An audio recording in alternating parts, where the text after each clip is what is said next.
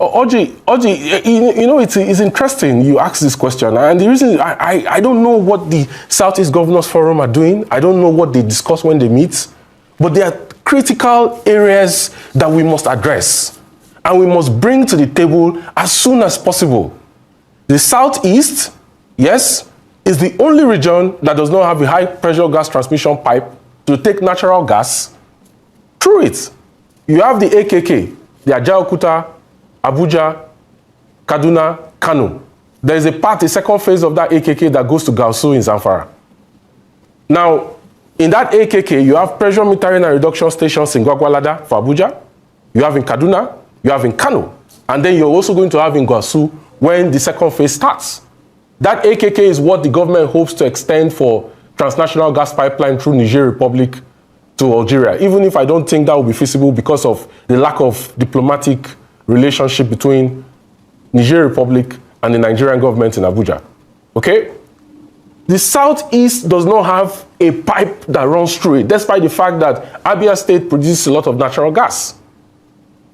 In 2007, Ibe Kachuku designed Nigerian Gas Master Plan, and in that master plan, he put a 121-kilometer pipe that is supposed to extend from Aba to Owerri, to Enugu, to Onitsha, and then to Nnewi.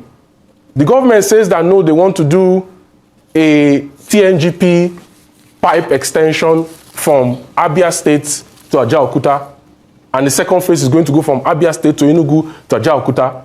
That is going to take gas away from the Southeast, not through the Southeast. You need a pipe that extends that, because you need gas for glass fabrication, you need gas for urea, you need gas for power. 40% of the gas that is typically produced every day, either through associated gas that you get when you drill crude oil, yeah, or through non-associated gas fields, is used for electricity. So how do you want to increase generation and increase feedstock to the GENCOs in the Southeast if you don't build a high-pressure transmission pipe? Whose responsibility is it to make sure that this happens? It's the Nigerian Gas Infrastructure Company, which is a subsidiary of the NNPC Group. So my question to the management of NNPC is, why have they refused to commission FID for gas pipes to the Southeast? Why have the Southeast Governors Forum not gotten into a meeting with the president to ask him why the region does not have a gas pipe that runs through it? What exactly is wrong that it seems that there is like a calculated power share between the Northwest and the Southwest, and until every other region in Nigeria gets permission from the Northwest and the Southwest, nothing happens in their region?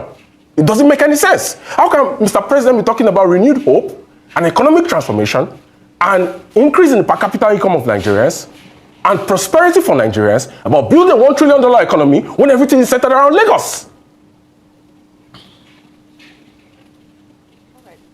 Somebody imports a 40-foot container from Guangzhou to Lagos, and it will cost him 5 or 6 million naira to truck it to Aba. And you don't expect that he's going to pass on that inflation cost to the people, considering the fact that we don't have standard gauge rail lines that extend horizontally from the Southwest to the Southeast. It's marginalization, economic marginalization, and we have to speak truth to power. Welcome to my channel, where we discuss everything and all things politics, economy, and development in Nigeria and around the world. That was economist Kelvin Emmanuel talking with Arise TV on the state of gas transmission in the southeast region of Nigeria. And he revealed very disturbing fact that the southeast Nigeria is the only zone in Nigeria that does not have a high pressure gas transmission pipeline that runs through it. This is not only sad, this is disturbing. This is a classic case of deliberate marginalization. It is when people, young men, hear things like this, that's why you see people agitating. getting angry, feeling that they don't belong to Nigeria, that Nigeria don't care about them, that they are excluded from the mainstream of Nigeria's development plan. That is the message that this information is sending to the restive youths in the Southeast, that there is a deliberate plot to ensure that they are stagnated economically. Interestingly, like he pointed out, Abia State has a lot of gas that are being exploited and taken by the federal government of Nigeria.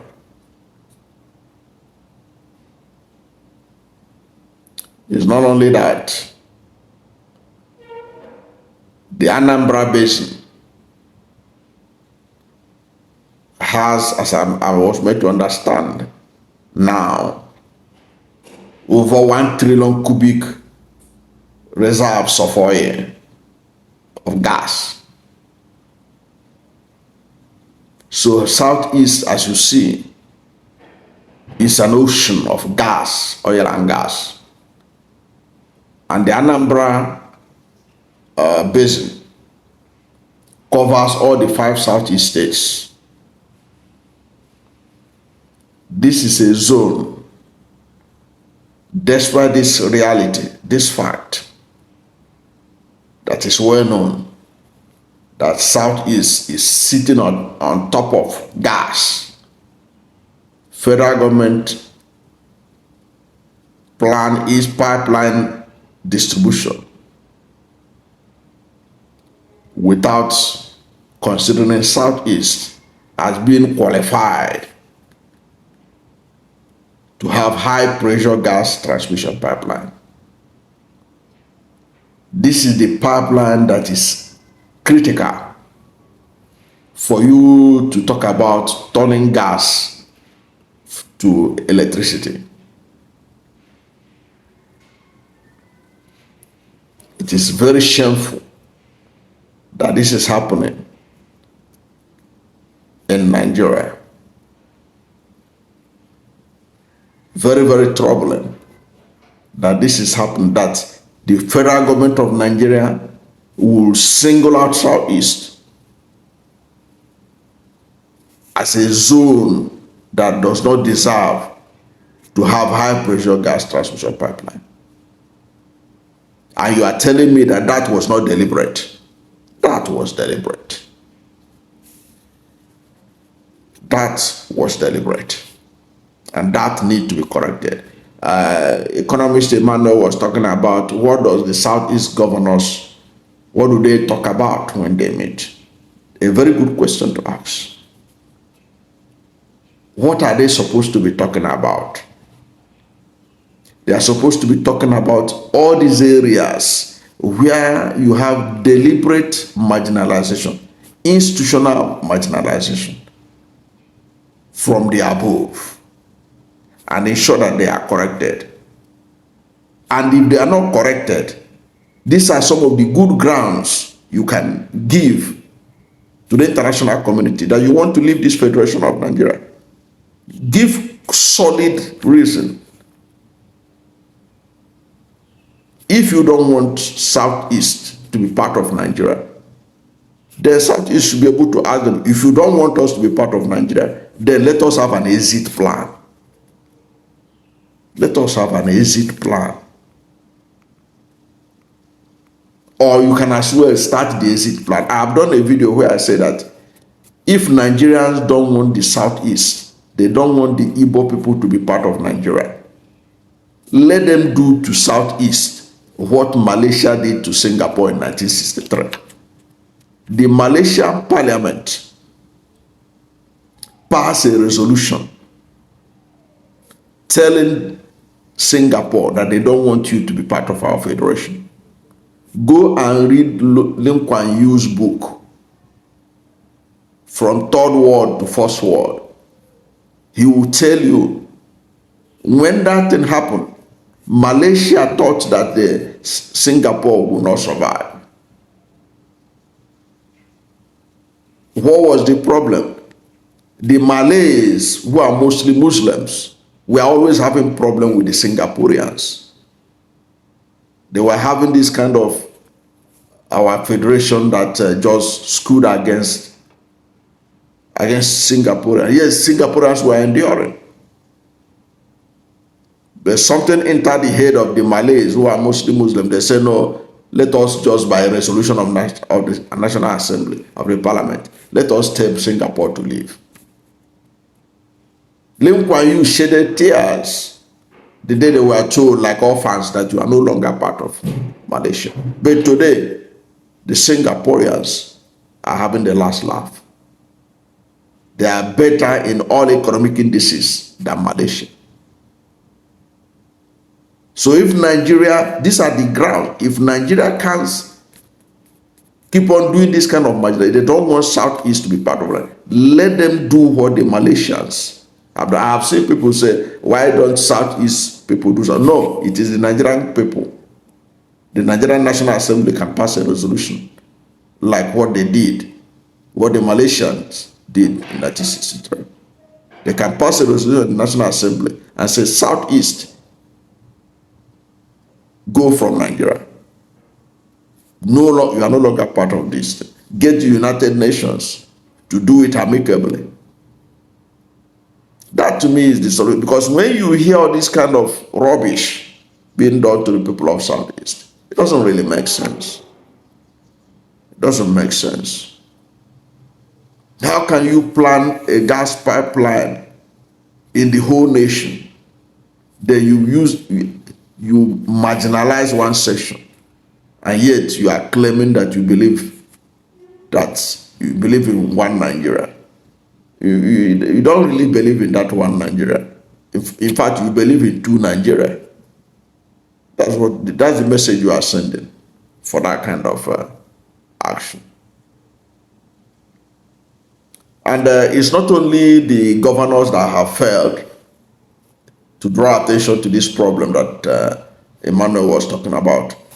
Even the lawmakers in National Assembly, the Southeast lawmakers, they cannot claim that they are not aware of this happening, because most of these projects, this pipeline, gas pipeline that Emmanuel was talking about, they were the ones that will be play supervisory oversight function over them. So this gas pipeline will not happen without lawmakers who have oversight function. What was the Southeast lawmakers doing there? What was their role in drawing attention to the abnormality in that gas pipeline master plan, in which Southeast was the only zone that does not have high pressure gas transmission pipeline? Where were they? Were they sleeping on their responsibility? Why are they in the National Assembly if they cannot be able to protect the interest of the zone that supposedly elected them to the National Assembly? Aside the marginalization by this institution, by the state, Southeast politicians also need to share part of the blame for not drawing attention to this. You can imagine it's the economist Emmanuel that's bringing this to know. These are issues that are supposed to be tabled by the National Assembly, Southeast Caucus of the National Assembly. These are issues that are supposed to be put at the front burner by Southeast Governors Forum. But that's not what we hear. All they do is talk about things that doesn't matter. talk about how they will defect from one party to the other, how to make Tinubu feel happy without getting anything out of the system for their people. It's really disappointing that you have governors from Southeast, you have lawmakers, federal lawmakers from Southeast, and then all this glaring marginalization will be happening, and you don't hear anything from their mouth. It's not this, it's not economist Emmanuel that's supposed to be telling us this. It is the National Assembly lawmakers from the Southeast, the governors from the Southeast that's supposed to be saying it.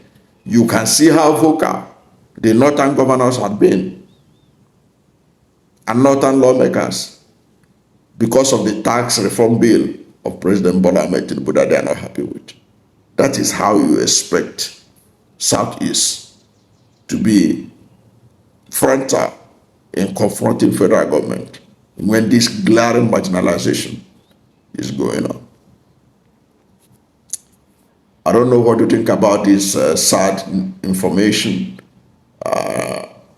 about the state, the Southeast is being treated in the gas pipeline master plan in Nigeria. What is your position on this? And who is to blame about this? Besides the fact that federal government should be blamed for putting a infrastructure, gas infrastructure in the whole nation and excluding Southeast. That is one. What about the lawmakers from Southeast and the governors from Southeast? What have they done? What do you think? Let's hear from you at the comment section. Thank you for watching this video. And if you are new to my channel, you have not yet subscribed to my channel, please subscribe to my channel. Hit the subscription button, hit the notification bell. When you subscribe to my channel and hit the notification bell, anytime I have a new video, you'll be among the first to know. God bless you. And please don't forget to like this video, because when you like it, Google will rank it higher and recommend it for more people. Thank you, and God bless you and yours.